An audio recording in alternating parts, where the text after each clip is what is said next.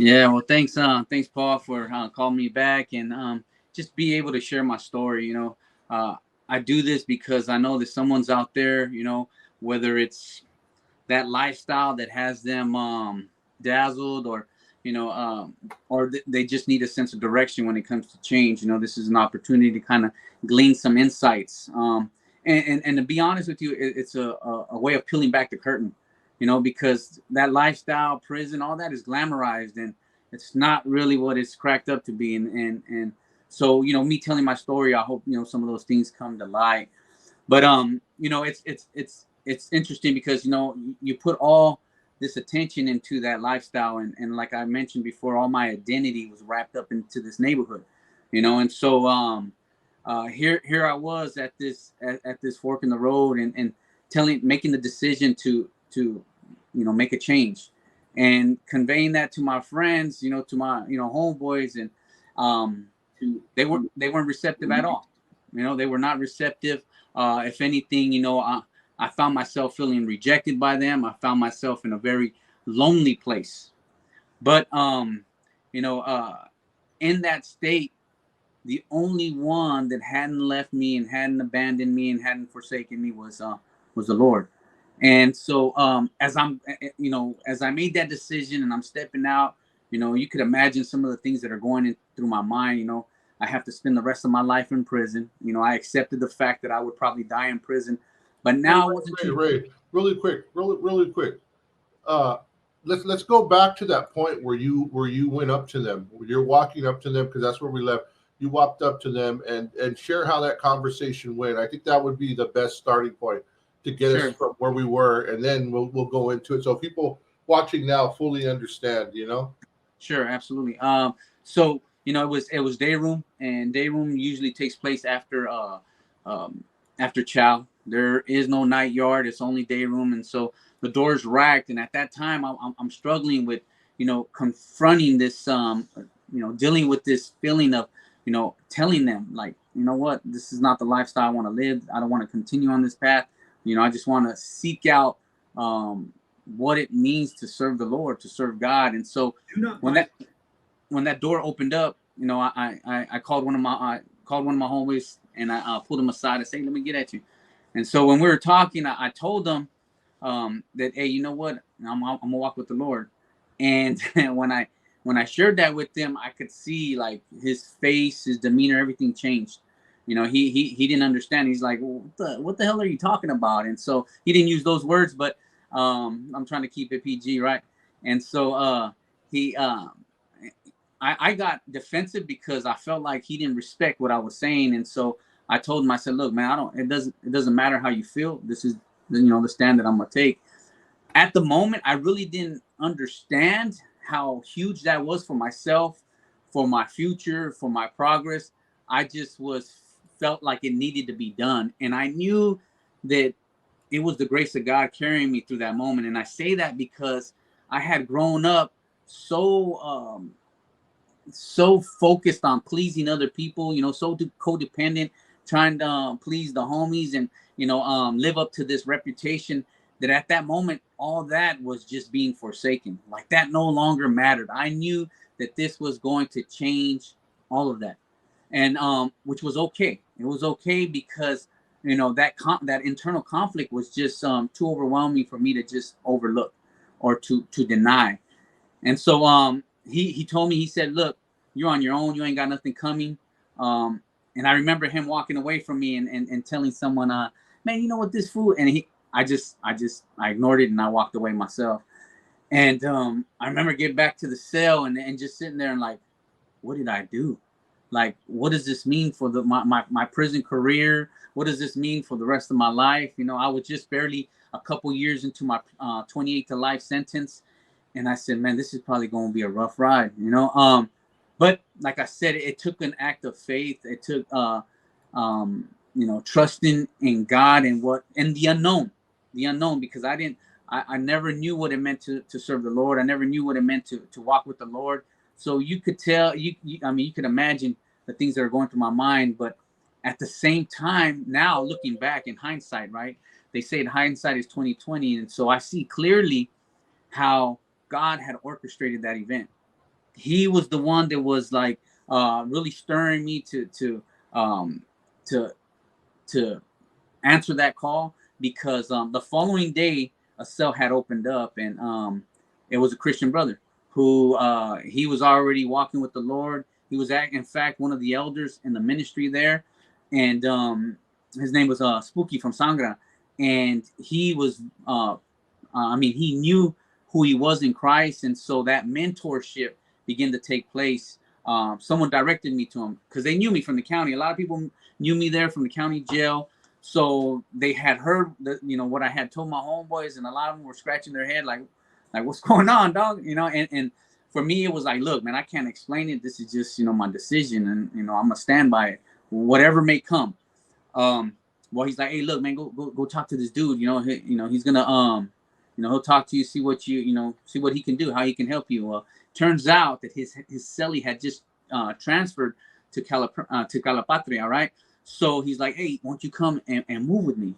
So the following day, a cell opened up with another Christian brother who was grounded in the Word, who was real seasoned, who lived that life, so he knew some of the struggles and some of the challenges that I was going to face, and he began to mentor me. But I seen how God's fingerprints were all over that situation, because through these experiences, through these circumstances that I began to find myself in, God was starting to reveal himself to me, and I was starting to learn about myself. And I was starting to learn a lot of things about myself, and how, I cared about this image, how I walked around with this mask. And now it was a time to peel back the mask. Now it's time to remove it and start to deal with underlying issues that I had that had me in that place in the first place. So this brother began to help me, and it was delving into the Word that I started to really learn about myself, and confronting things on the yard. I spent 5 years on a level 4 before I dropped down points to a level 3. But there was so much that I learned on that level 4 prison about myself and about God, that really transformed how I seen life, how I seen myself, and how I seen the future. I'll share with you one experience that I had, that I felt in my heart was what really broke the bondage that I had towards the homies and towards that lifestyle. There was porters that came around one night, and they said, hey, look, man, we're gonna have an institutional sit down, and no one goes to work, otherwise there's gonna be stiff consequences. So right away, you already know what that means, right? And so at the time, I'm working up front, and so I was a critical worker. So 5 a.m, my door racked, and I was like, man, my heart's racing, and the tower, they already got word, something's going on, because the kitchen workers refused to go. So I stepped out of my cell, and he says, Aguilar, you going to work, or are you refusing? And at that moment, I remember putting my head down and thinking, man, am I going to continue to serve the homies and continue to live in fear, or am I going to step out and trust in God? I mean, that's what I wanted to do initially from the beginning. So I said, man, I'm gonna go to work. And I remember looking up, and there's 2 tiers, and everybody was at their window, like figuring out, like, man, what's this dude gonna do? And I heard him like, oh man, this dude's going to work. This dude's going to work. And so I went to work, and and look, I'm not no Billy Bad, Bud or anything like that. I'm not no tough guy. I just felt like, what? It's time to start trusting in God, man, and stop fearing man. And so I went to work, and I couldn't even concentrate the whole time that I was there. As I was there, I was thinking, man, I'm gonna get stabbed. I'm gonna get killed for this decision.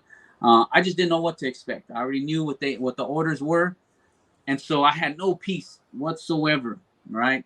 But I still felt like, man, I have to make those stands. If I'm going to, really serve God with, wholeheartedly, no reservations, well then this is a decision that I have to make, And so, you know what? By the grace and mercy of God, nothing happened. Nothing happened. I had a talk with the llavero at the time, and I told him, I said, look, man, you guys put all kinds of expectations and everything, but you want us to compromise our faith, but that's not what I'm gonna do, man. I serve God. And so he it was funny, because after we got to talking, he's like, man, I know where you're coming from. My dad's a pastor. Mind you, he's running the yard, Yeah. but he's like, I know where you're coming from. Look, just do what you do. Don't worry about it. I'll deal with it, and just keep doing what you're doing. So like, even in the midst of that, God had showed me favor. Like I said, it's not because I'm some tough guy or anything like that. It was just, man, I just trusted in the Lord. God, you're gonna get me through this. You're the one that I'm trying to be faithful and committed to. But right there, that experience, I felt broke the power that gangs, that lifestyle, image, all that had on my life, because now I no longer cared what people thought. Even if it was like God was, I felt like refathering me in a way that my own father wasn't able to. You know, he was incapable of. So now I'm learning through these experiences what it means to take a stand, what it means to do what's right, what it means to have convictions, principles, values. Mind you, that coming out of that lifestyle, everything was tied to that lifestyle, to the furtherance of that cause, to what that cause stood for. And now I felt like that time period that I've just, been sharing with you guys was like an identity crisis, where I was like, well, who am I? What am I going to stand for? What do I believe? And now it started to be defined for me. It started to become clearer and clearer, the man that God was calling me to be. Yeah, and you know what's funny? What's funny is I'm glad you bring that up, because I was about to ask a question kind of similar. I don't know if it was on one of your videos or Danny's or somebody else's. Somebody yesterday wrote that Christians were scared, right? The Christians are scared, and I wrote on the answer. I go, nope, because I go, when you're up there and you're in the gang life and you become a Christian in prison, that takes more guts than going out there going all crazy. So his question was like, yeah, I was, his comment was kind of like, hey, there was homies that were Christians, but when it was time to jump, they jumped with us. And I still haven't fully answered him, but my answer to him would have been, you know what? Then if that guy's jumping, getting involved in that riot, he's truly not submitted to the Lord, because you serve the Lord. And I got to explain to him. But man, that's kind of trippy that you went through that, being that, I just got that comments, man. And how did the homies treat you, man? How are your old homies, man, were treating you now? Well, and that's the thing that I felt like, all that was just fake. It was phony. It was a fraud, because that commitment, that loyalty, all that brotherhood was gone, just because I made the decision that I wanted to change. Mind you, I don't glamorize that lifestyle, but I didn't have a bad reputation in the street. And just like that, with that decision, I realized that, like, man, are these dudes really my homies? Are they really my friends? Because all I'm saying is I want to change. I want to explore an area of my life to become a better person. And they weren't having it. They weren't having it. So, to answer your question about fear, this is what I learned, is that, it was easy to run in the pack. It was easy to do what everyone else is doing. When you're kicking off a riot, it's easy to jump in with 20 guys that have your back, right? But it was courageous and hard to take a stand when you felt by yourself. No one else is supporting your decision. No one else is saying, yeah, hey, bro, it's cool. You know what? Yeah. No, you're basically a fish swimming upstream, going against the grain. But like I said, I realized I wasn't alone. I was with the Lord, and He was with me that every step of the way. And it was by His grace. I don't say that pridefully, because I've seen people who like you said, it didn't turn out well with them. But I know that the protection of the Lord was on me. But like I said, regardless of what the outcome was, I no longer feared these dudes. And what I mean by that is that I no longer chose to jump in to please them. I no longer gave them the answers that they were looking for. I know, and you know how the game is in there. You get these hypotheticals. I remember some dude was giving me hypotheticals. Hey, homie, well, what if? And I said, look, man, let's not play these word games. Let's not play these mind games. This is where I stand. And that's that. You either make peace with it or not. And so all those experiences, all those having to be faithful and committed to what I stood for, just like the gang, right? God gave me, I felt like, the maturity to start, changing the way I think, to start really believing in something that stood for righteousness, it got easier. It got easier. Initially, it was hard because, like I said, this identity crisis. I'm coming into this new person, and I'm like, I don't know how it's gonna play out in this setting, this prison setting. But I didn't really care. I didn't care. I already felt like I had a death sentence. I already felt like I was gonna die in prison. So it was like, you know what, at least I died for a decision that I made and not someone else made for me. I felt like with the gangs that I was living a reality and identity that they had projected on me when I was 12 years old. You're going to be this from so-and-so, and now I'm coming into my person. I'm coming into being a man, and I'm defining for myself with the help of God who I'm going to be. And so that took time. And look, just to share with you another experience that I had that kind of put my life in perspective for me, like just the type of work that needed to go into, rehabilitation and me changing my perspective in life is, I had already been there for a few years. I already, got to know a lot of people, and some of my homeboys that I knew from the street actually drove up, and they're like, "Hey, man, leave him alone. He's solid. He's just, hey, he wants to serve the Lord." Anyways, they always do. Those homeboys that you grew up with from the street, they always feel the need to like inform you of everything. And I'm like, I don't need to know nothing because I don't want no part of that lifestyle. Anyways, this one particular time, one of the homies, he pulled me aside. He's like, "Hey, dog, stay away from the weight pile. So-and-so is going to get blasted. They're going to take him off the yard." And so I'm like, "Okay, all right. So, I get back to the cell when my cellie at the time, it was Chango from Gardena. And so I was like, "Hey, dog, they're gonna stab so-and-so. Let's get some soups, let's get some books so that we can get situated." And as soon as I said that, bam, it hit me like, man, that's all you worried about? Some dude is about to, potentially lose his life, and all you worried about is some soups and getting comfortable during this lockdown. And I realized how, even though I had made this decision to change, even though I had been walking with the Lord maybe a year or two, I still had this indifference to humanity. I was still desensitized to violence, and then I started thinking, man, this dude has a family out there. This dude probably has kids, who are waiting on him, who hope that someday he comes home. And so I remember praying, man, and saying to God, like, I'm pretty jacked up. The way I see humanity, the way I see violence, the way just how desensitized I was, and I prayed a sincere prayer, looking back, that like I want to see humanity the way God sees humanity. I want to feel for another human being the way God feels for the human being. I want to see my crime, the lifestyle that I lived, the way God sees it. And so I felt from that point on, God began to send me to institutions. I began to experience things that started to restore what was lost through that lifestyle, because a lot was lost. Like I mentioned before, my education suffered, socially, so disconnected to humanity, so disconnected to what's right and wrong, all those different things. I just, they were all just basically tied to the gang and the furtherance of the gang. And so now it's like God is refathering me. And so when I transferred from there, I went to another institution, and it was in fact CMC. I went to CMC, and CMC has a bad reputation. And remember, I don't know the system like that. And I remember when I got my endorsement, a lot of the homies were like, "Oh man, you can't go there, dog. That place right there is it's has a red light," and so on and so forth, right?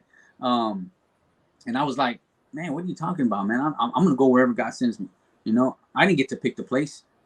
God sent me there, so apparently, He wants me there." And so I remember there was even Christian brothers, allegedly Christian brothers, that were like, "Look, man, one day you're gonna have to leave there. And so, you know what? If I were you, I would just get off." And I said, "So what are you saying, man? You're saying that I need to get there and assault an innocent person just so that I can continue to please these dudes?" I'm like, it's not how I'm gonna live my life. It's not how I'm gonna live my life. And so, once again, like I said, these experiences over and over, put me in this place where I had to decide: am I gonna serve God, wholeheartedly, or am I going to continue to live in bondage with these dudes and please them?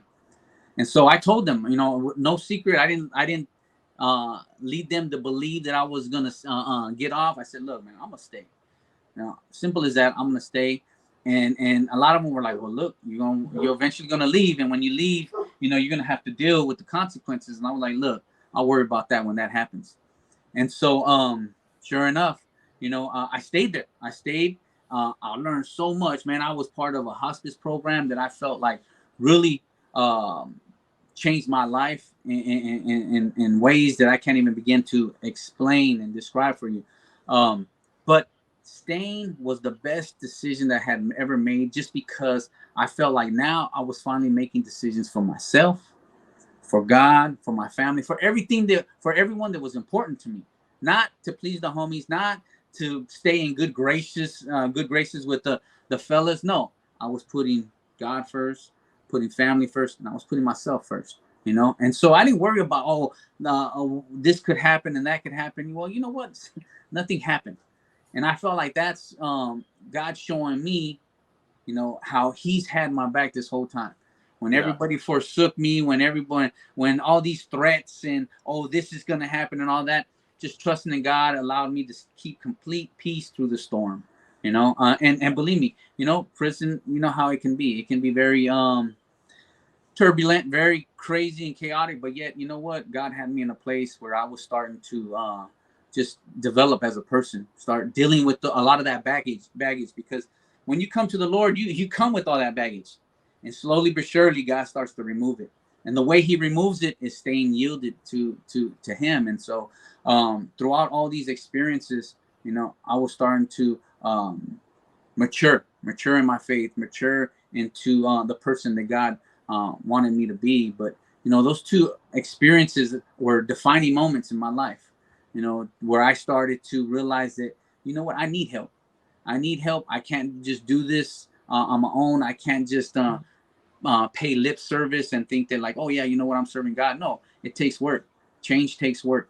Especially all those years, like I mentioned, from being 12 years old all the way to being incarcerated, all those years that just fully engulfed and submerged in that lifestyle. That takes some work to be undone. That takes some work to be addressed. A lot of times, I didn't know where I stood on certain issues. I didn't know what I believed, and so reading the word of God began to give me a fresh perspective on life. It began to teach me about myself, and ultimately it began to reveal God to me. And so, looking back, I see how I was so committed. I thought my neighborhood was the big man on campus, and I came to realize that the Lord is the big man. And so I switched allegiance, and when I switched allegiance, God started to take me on this journey to transformation and change, to where I started to learn about myself, and I started to learn who He was and who I am in Him.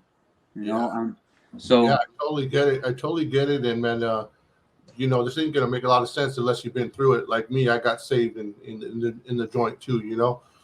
But man, just those things you've seen, those ventures of faith you went through. I remember going to the chow hall, and after I gave my life to the Lord, and the homies, later on they did sit with me. But I remember at first I was alive for the party, but then seeing them walk by in the chow hall, not sitting with me, and being rejected, but then seeing God move, God protect you, and just all these things, man. But God provided a family in there of Christian brothers, bro, and it's just amazing, bro. And I just want to say this, man, to anybody out there who would think that it's easy just to give your life to the Lord in jail, it's not, man. And especially for Ray, I gave my life on a level 3. You gave your life on a level 4, right? Yeah, a level 4, man. And it's just it's one of those things, man. Those are where a lot of killers are at. A lot of people, man, who people would say be afraid of, but God gave you the boldness and sent you out as a missionary right there. But I want to ask you this, bro, and I've asked this from Kilroy to almost everybody, and I kind of asked you the question earlier in part 1. So, man, so during this whole your walk, just as a person on this earth, through your actions and your in your homies' actions, a life was taken, right? And I already asked you how you felt back then. And I asked this to Kilroy, to a lot of people. Now, man, how has God dealt with that as a Christian? Like, how has God dealt with your mind, knowing that that happened? Yes, I know you're forgiven. I know you're forgiven. But could you explain, like, how God works in a mind that like, we know Paul the Apostle was involved in the murder of Stephen. You know, we know King David had, you know what I mean? And Yeah. God forgives. But how does it work in your mind? Does it haunt you? Is your mind clean? You know what I mean? Like, if that question makes sense, any way you want to answer it, because I'm sure people would want to know. You know what? As you know, like I shared with you, I was a lifer. I did 22 and a half years, and there reached a point where I had to start preparing for the board, right? And not too many people are familiar with that process, but man, there's so much that goes into preparing for the board. You know, you just don't walk in there and then they say, oh, you know what? Okay, we're going to find you suitable. No, there's uh, definitely things that you have to talk about, your past, the nature of the crime, the details, all that. Well, you know, what I realized is that during my whole years of incarceration, I would say maybe 15 plus into my sentence, I just busied myself with doing things, you know, like whether it was going to school, self-help, all those things, just in the process of doing it. It wasn't until I sat there and I grabbed my court transcripts, because I kept them. You know, in prison you keep every paperwork that they give you, every piece of paperwork, right, just in case it's asked, right? So I kept my paperwork, and I remember started reading my trial transcripts and everything that they said about me, everything that took place, and I remember like closing it, putting it down, and like, damn, like that, man, that was me. Like, I didn't see. Uh, I felt like maybe I numbed myself, or maybe I just kind of um, you know, just didn't look at the person I was. But here I was taking the time to really like read this paperwork and seeing what they're saying about me, and I'm like, man, you know, it was real disturbing. It broke my heart of how indifferent I was and how callous to human life. And so I seen that I had a different perspective on life. When that process took place, I couldn't see it. I couldn't just be, you know, indifferent no more. It didn't affect me the same. And, you know, to kind of give you an idea of what I mean, you know, I got to Soledad, and you know, I was Soledad for a few years. But when I got there, you know, someone was like, hey, you know what, so and so from so and so. Even though I didn't put myself out there, you know, we're all tattooed up. So eventually someone's like, oh, they always want to keep you tied to the neighborhood, right? Even though you're walking with the Lord and all that. So someone heard that I was there, and so, you know, we got to talking. He came on, he's like, hey, what's up, man? And he's like, oh yeah, you know, I heard so and so, you know, I heard about your guys' case. And he's like, man, you know what, that dude had it coming. And I stopped and I said, nah, man, that dude didn't have it coming, you know. You know, it was cowardly what I did to him. And I remember him looking at me, and he was kind of taken back by what I said. But I felt like if I agreed with him, that wasn't the truth. If I chose not to say anything, it didn't really reflect how I felt in my heart. And so I took that opportunity to show him that, like, nah, man, that wasn't the case. And I know that had I still been running with the homies in prison, you know, I would have seen it the way they seen it, because, you know, all that negativity just kind of reinforces those warped and distorted beliefs. But because I had already withdrew myself, because I had already separated, and I started to deal with my issues, I started to deal with what I mentioned, the indifference, the being apathetic to human life. I was rehumanizing myself. So when I started to read that paperwork, I started to see, like, damn, I was a very disturbed young man, very indifferent and apathetic human being. And so I didn't want to be that no more. And so, to answer your question, I feel like uh, uh, my victim's murder is what motivates me each and every day. And I don't say that as cliche. I mean it when I say it, that you know, I know that my commitment to that lifestyle, you know, resulted in the death of an innocent man. And so I know that today my choices are going to either continue to victimize people, or or they're going to continue to bring the best out of society, out of humanity. And so I choose to honor my victim by how I live.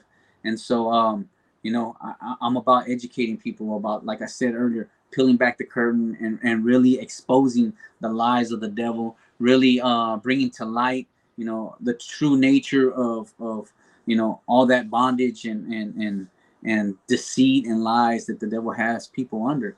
I get it. I was there. I came out of it. Man, by the age of 16, I had tattooed all my body just because I was committed to that. I believed in that. I thought, that's what life was, until I realized like it's not what it's about. God has so much more in store. And so, there's not a day that goes by that I don't think about, what I had done. I know that even though my life has gone on, and even though I'm out here free and living my life, I have a 2-year-old son.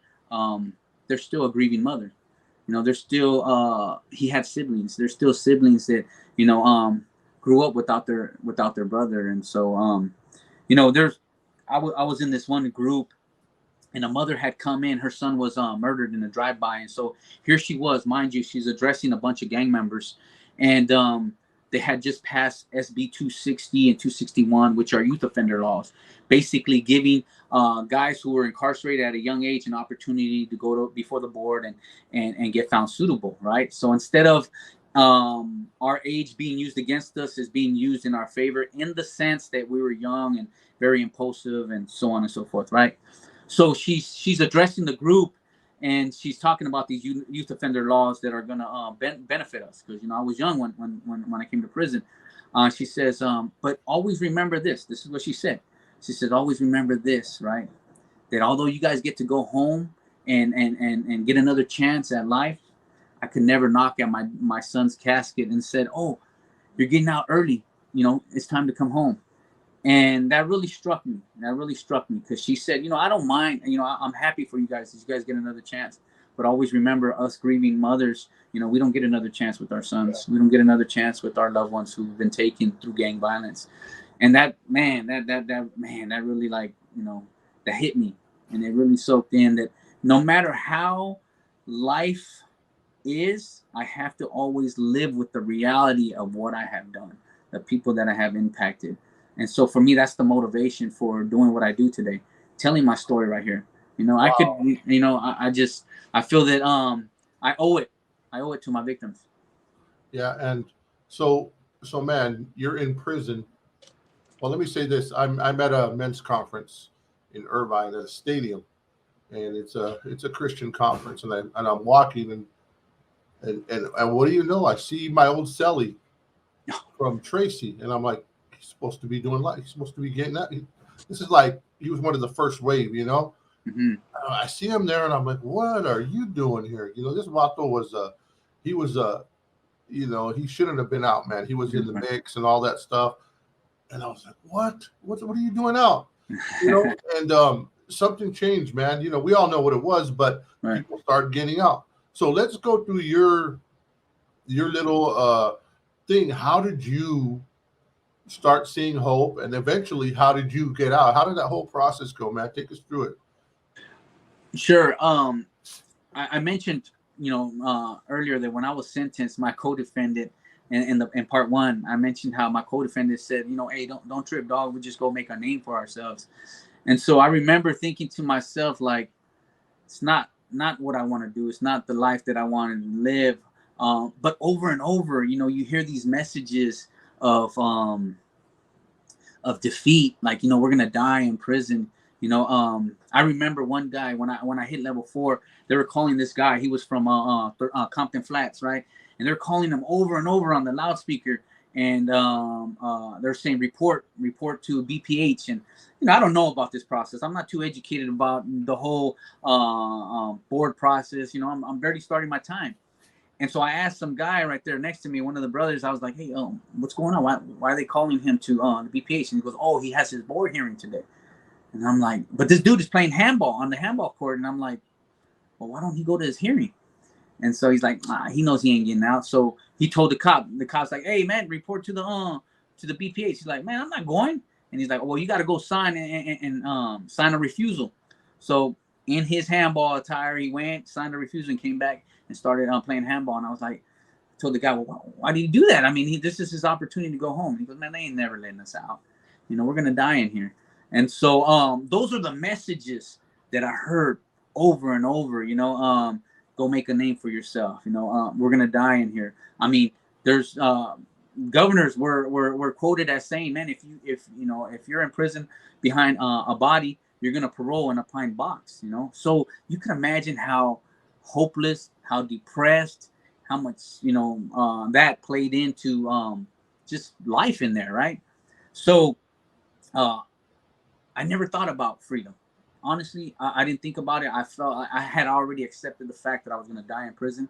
But what I didn't accept is for that one-time decision, not that crime to define who I was. I said, you know what? I don't want to be known as someone a murderer. I wanted to change my life, and so I was committed to change. I wasn't concerned about freedom. I accepted that.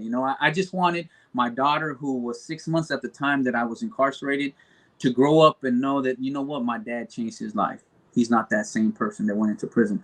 That's what my motivation and my focus was. I wanted to honor my daughter, and by being somebody that she can say she was proud of. And so I started changing. And as I started to address these issues that I told you started to come to light, and address my character defects and all that, lo and behold, what do you know? Laws start changing.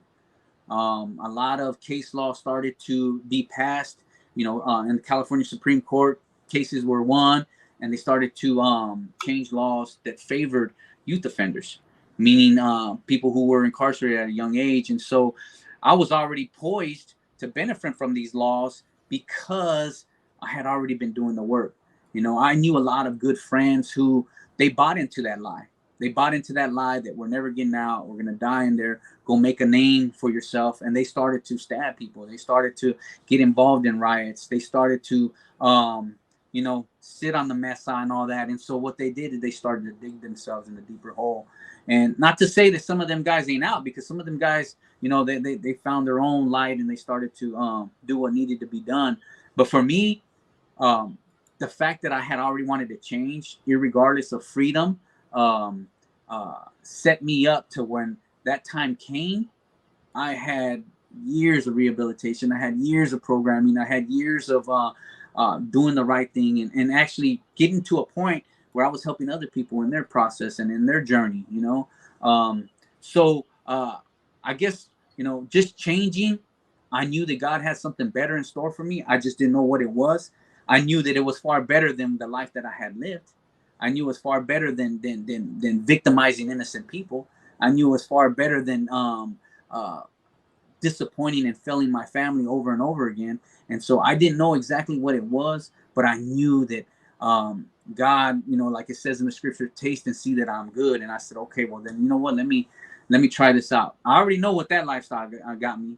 It got me a 28 years life sentence, and years of heartache and pain and disappointment, and so I think that was the hope. That was the hope of something different, and a byproduct was freedom. Because when I went to board, I was found suitable at my initial. I didn't get multiple denials.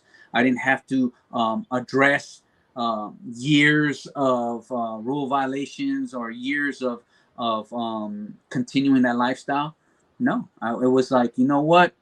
He got it early, and so you know what, we're gonna reward him with freedom, because my board process was easy. It was an hour and a half, and they had decided to find me suitable for parole. Did the governor sign off, or did he defer? No, he actually signed off. Wow. It's interesting, because when I went in the decision, the board member, she said, Mr. Aguilar, normally we put conditions to stay away from gang members. But in your case, I'm not going to do that, because I can see you going back into prisons. I can see you going back into juvenile facilities. And I don't want to put that condition on you, because I want you to use the platform that you find yourself in to tell your story. And that really struck me. I was like, wow, thank you. And I didn't realize the the magnitude of that until I stepped out of prison and I realized that I could go anywhere. They didn't stop me, you know. Wow. So were you able to move where you wanted, or was IE a choice? No, actually, the thing about that, right, is that you know, cause listen, not to like over spiritualize things, but you know, that was at work, you know, all the time. Um, they didn't let me go to LA last minute. They didn't let me go to LA because they said that there was victims that I had to stay away from, and so they had me all the way in India, um, and I was just completely disconnected from my support system, away from family and friends. And mind you, I had these plans, you know, to go to all these different transitional places. You know, I had my parole plan set, but you know what? With all the pencils all the writing that you do, you know, you got to hand the eraser to God because he he decides, right? So I found myself in India, and I started to do a program, but I felt like it wasn't conducive to, you know, me paroling and helping me, you know, transition back into the community. And so you know, I reached out. My parole officer, he wasn't hearing it, you know, not to badmouth him, but you know, hey, they got a huge caseload, and he's like, look, man, just, you know, do your time right there. And I was like, nah, it's just not working for me. It's not helping me one bit. You know, I feel like I'm on a lockdown. I went from prison to like a worse prison, right? And Yeah. so I reached out to who I needed to reach out, talk to who I needed to talk to. And so that night, after that phone call, he's like, hey, pack your bags, man. We're moving you to Fontana. And so they moved me to Fontana, which had a lot more freedom. I had a lot more tools that were accessible to me. I was closer to my family. I was closer to my wife, 10 minutes from where she lived. And so, you know, it took a little time. But that worked out. You know, that definitely worked out right there. That's You know cool. what? Go ahead. No, I was gonna say, man.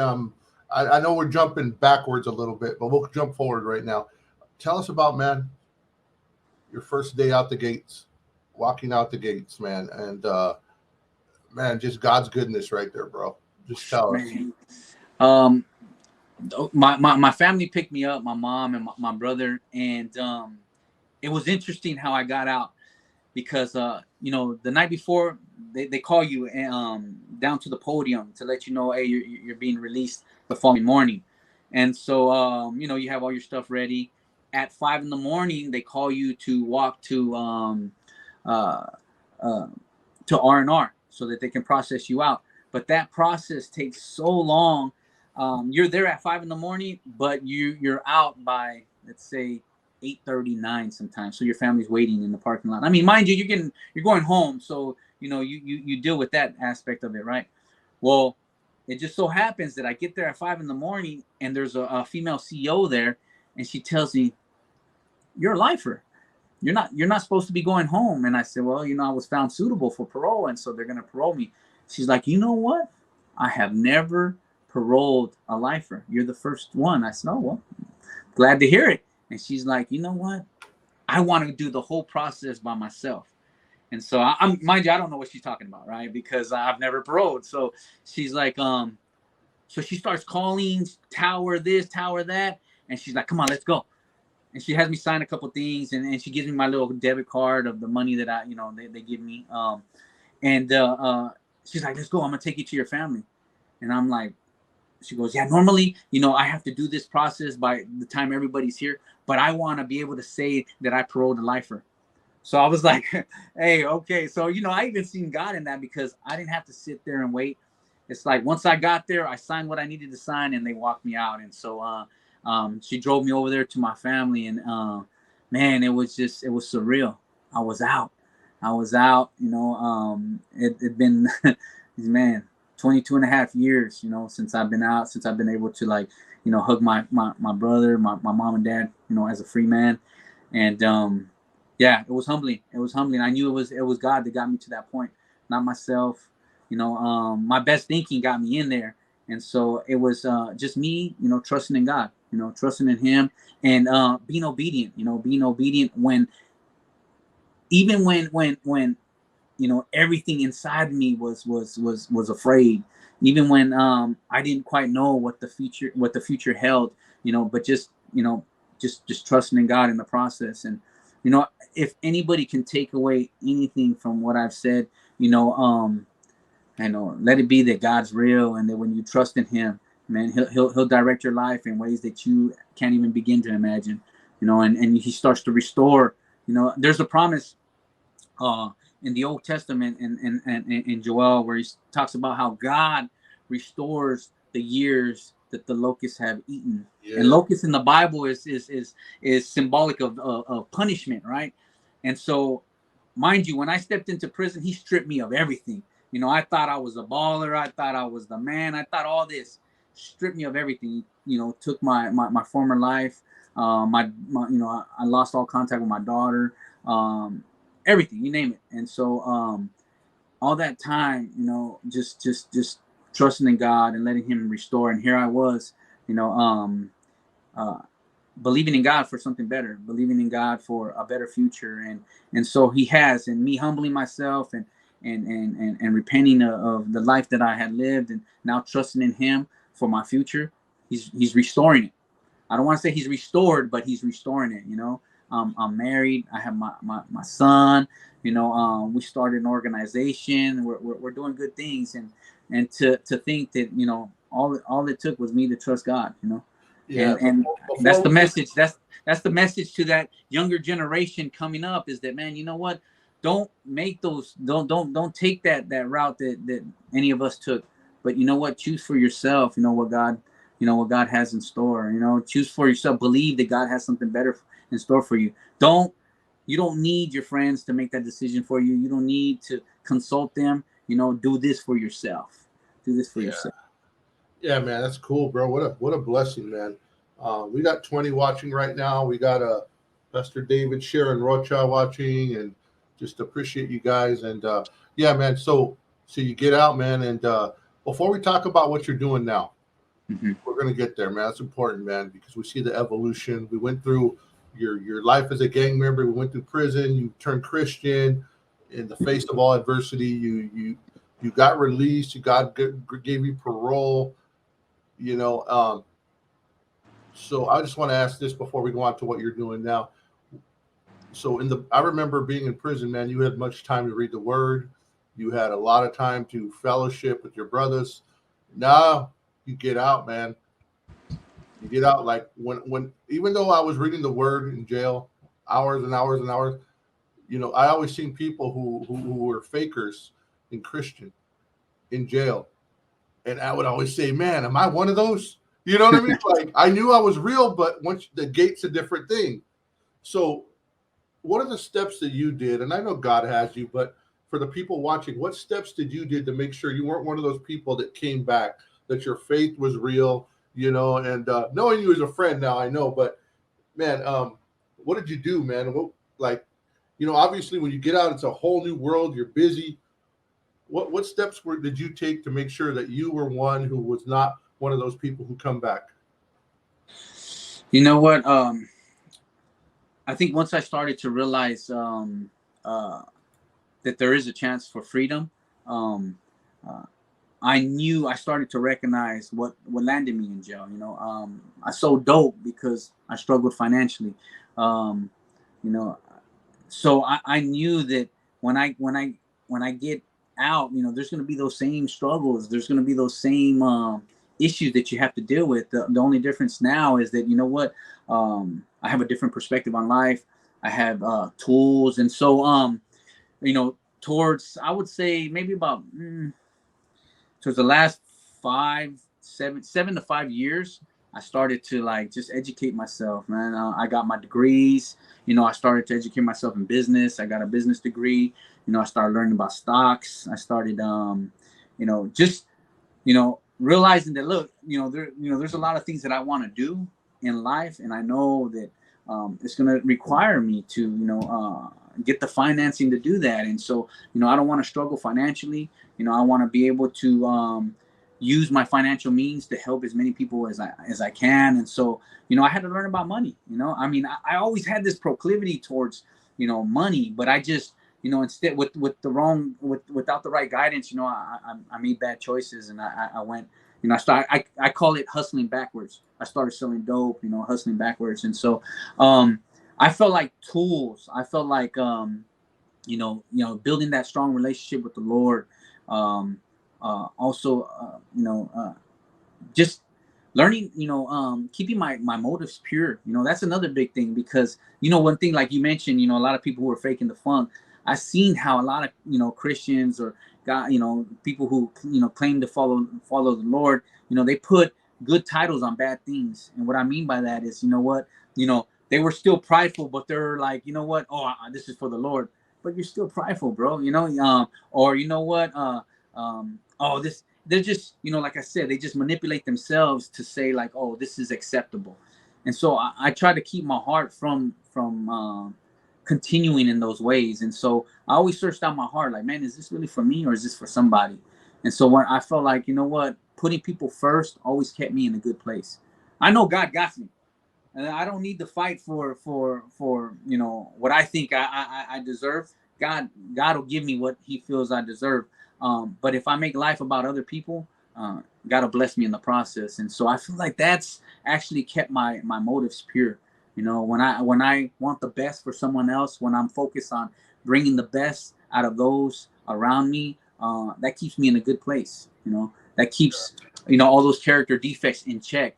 That keeps me humble, relying upon God for direction and for leading.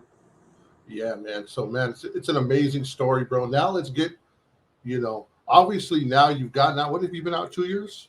I've been out 2 years, a little more than 2 years. I got out in March 16, 2020. That's pretty awesome, bro. I think you're the freshest lifer I've ever interviewed, bro. No, And what's a blessing, bro, is people is, man, you don't have that gangster stilo no more. You just have that general way of a normal dude, man. I love it, bro. It's beautiful. God's good.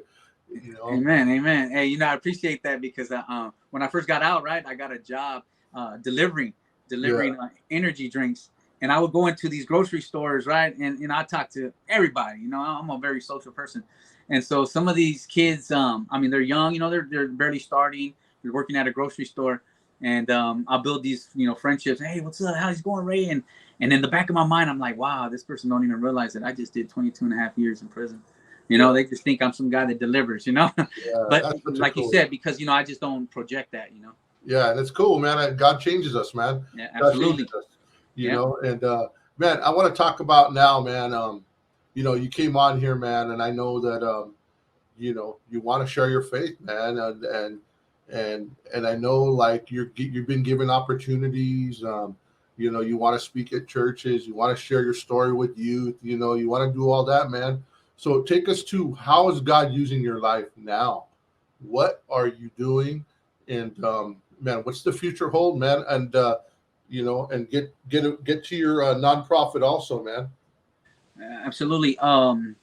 So, for me, I've always, promised God that whatever platform that He provides, I'll use it to tell my story. And one thing that over the years, you see guys who go home and they forget the struggle in there, man. They forget, there's a lot of good dudes that are in prison who deserve to be right here, speaking with you, who deserve to be free. And so, I tell my friends, like, man, I'll never forget about you guys, man. They're a huge part of my life. And I say that to say that, I started going back within the year that I paroled. Once I discharged parole, which, by the grace of God, another blessing, I got early discharged because of what I was doing. I started going back. I've been back into Ironwood. I've been back into Chuckawalla, and just becoming tangible hope for these guys to believe that God has something better. So I go in there facilitating workshops. Today I'm certified AOD counselor, and so I provide court mandated workshops for domestic violence, anger management, substance abuse. These are all things that I was doing in there that I understand has the power to change people's lives, because you get the tools.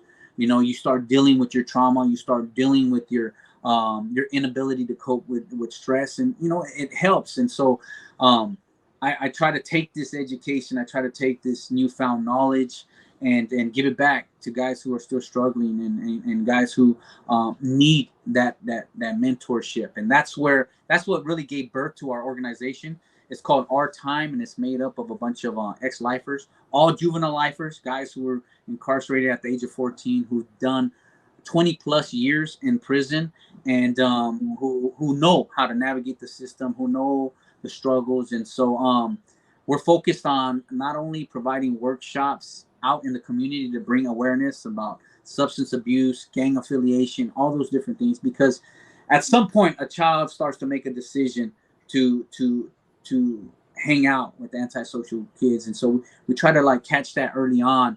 But also we go back into prisons and start facilitating groups and help guys prepare for the board, because I know, like I mentioned earlier, there's a lot of guys who deserve to be out here. And so we try to assist them with that process. People don't got money in there,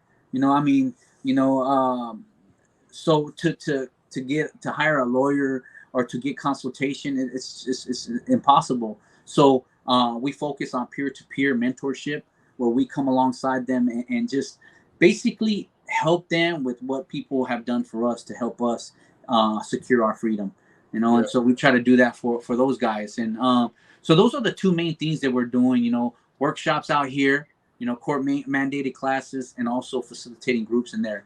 Ultimately, we hope to even provide transitional living for our brothers who come home, and they're not just warehoused, they're not just put away in a transitional house and people collecting a check, but they're actually helping them to really acclimate. Like I said, I had a struggle acclimating in it. And if, by the grace of God, my wife and instrumental people who helped me, my brother Danny Contreras, who's over there at Keys to Life, huge asset to help me to get certified. I thought I was just going to come out and just step into that role, but he's like, nah, bro, there's, credentialing you need to do. And so he helped me every step of the way. And so all we want to do is keep that available for guys who are coming home, helping them through the whole process and connecting them with resources and organizations that are going to help them so that they can, set them up for success and provide a life for their families and themselves. Yeah, man. And all that information to his nonprofit is going to be down below, down below in the details, man. He sent it to me, and we want to be sure to share that, man. And then let me ask this, man. This might be one of my last questions. All right. Why is it important to have a relationship with Jesus Christ? Why is it so important, man? Just however you want to answer that, man. I just throw it at you. For me, I think there's a lot of things that compete for our attention, compete for our allegiance, and all.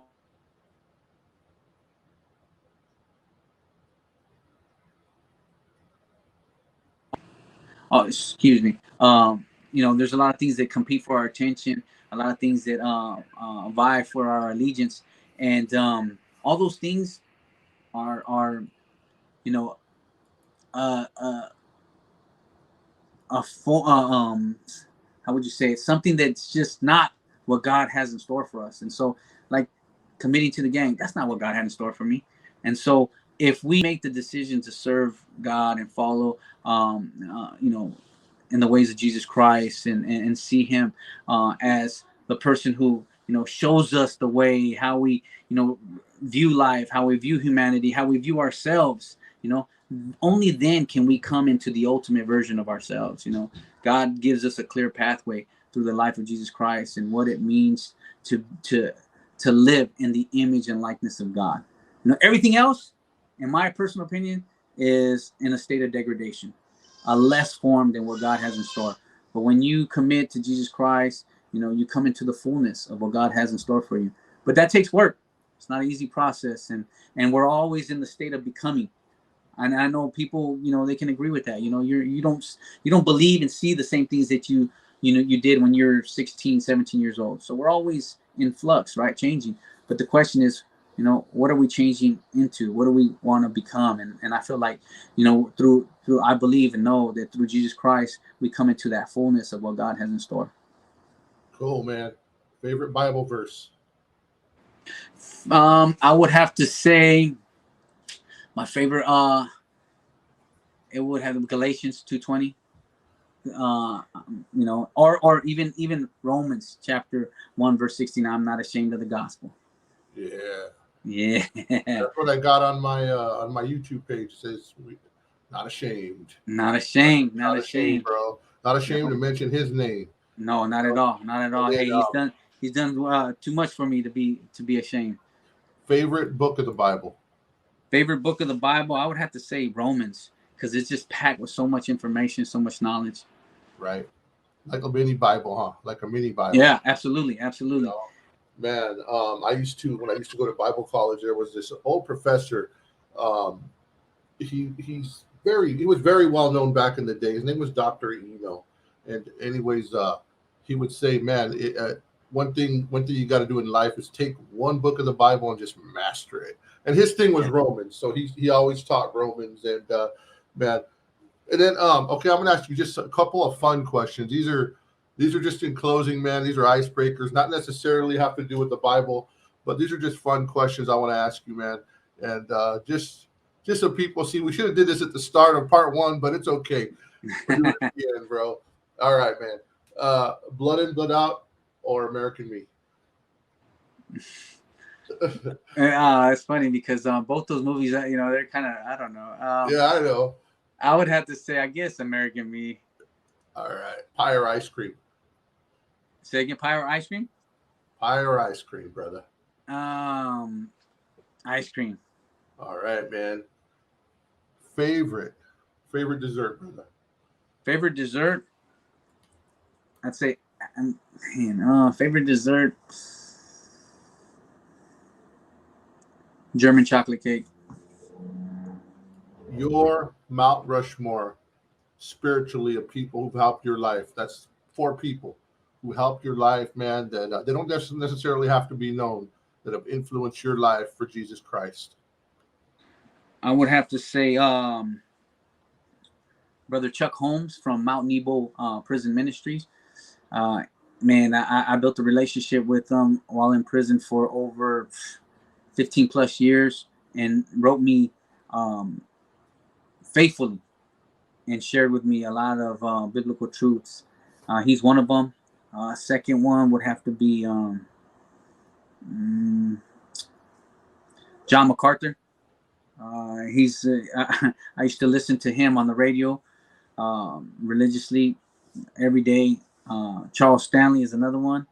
There's the 3, and then the 4th, I would have to say books. I know I'm personifying books, but man, I love reading. Reading. I felt like reading from the Bible to just biographies to a lot of that to me that encapsulates a lot, and so reading really took my understanding to another level.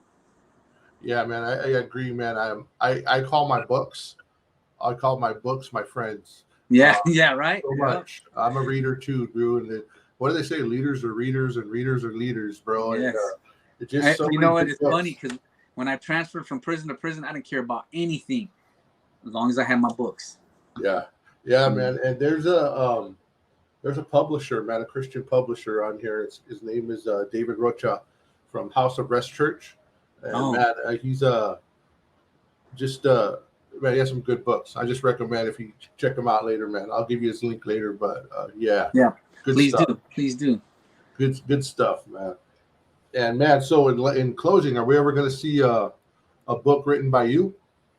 It's funny because I had a brother. He's helping me put together a book about a biography. And it's more focused on I already copyrighted the title. It's what one generation failed to tell the next, and it's everything that just was taught to me that I felt like grew me for that lifestyle. And so I hope within the next year, to come out with something. Cool, man. Right on, man. If you need me I could point you to somebody who's a publisher too, man. So that'd be great. Help, let me know. Yeah, absolutely. Absolutely. But man, we're going to be closing, man, and just so thankful. And this is not the last you're going to see of him, man. I'm going to have him back hopefully next week. I'm trying to have a panel with about 3 or 4 lifers and ask questions how they got through it together, their different mindsets, and how they can help others avoid the life, but also if they're in the life and you got family that are in there, how could they assist them, man? And what assistance is there to help these lifers get out of jail? You know, some of them are in there, they don't know what to do. Like you said, they don't have resources. We want to get into that. And we want to get into the afterlife, man. How do you be successful after a life of, 20 years, 30 years in prison? How do you walk out here, man? Technology's changed. I remember homies coming out not knowing how to use a cell phone. We want to get into all that stuff. So I want to have a little panel with you guys. But man, in closing, share any last thoughts you want and anything how they could get a hold of you. I would withhold your phone number, because usually it's a bad thing to put the phone number out, because you get some trolls and they'll do some bad stuff with it. But up to you. No, like I said, appreciate you putting the information down at the bottom. Link, reach out to us. I mean, we're in our beginning stages, so we do need support. And that's not just financial support. It could be, through collaboration, or maybe, you want to share your story. But we believe that everybody has a story and everybody has value. And so, in closing, it's just a matter of finding your voice. My story ain't spectacular. It's just, it's me finding my voice. And, I encourage everyone else to do the same thing, because there's someone that needs to hear your story and that will benefit from it. So, hopefully, my story inspires you to continue on your own journey, and to know that, God will see you through it, that there are always better days. And so appreciate everybody for tuning in and supporting, this platform, because there's a lot of good information coming out of here. And like you said, even if it's just, how do I get started, man? How do I, make that change? I'm at my own fork in the road. What can I do? Hopefully you could glean something from one of these podcasts that show you, what other people have done, that you can make that same choice. So thank you guys. Like I said, Paul, appreciate what you do, brother. And I'll be more than willing to come back. It's important that we, in the same way, there's that like you said, that bad stuff out there. We want to put good stuff out there, so that it can combat that, right? Yep, exactly, bro. Exactly. So thank everyone for watching. Please hit the thumbs up, share this video, and the Cholo Trucker's in the house. That's my boy right there, So yeah, man. So anyways, man, thank everybody for watching. Don't hang up, Ray. Don't hang up. God bless you, everyone. Share this video, put it on your social media, hit thumbs up, subscribe. Much love.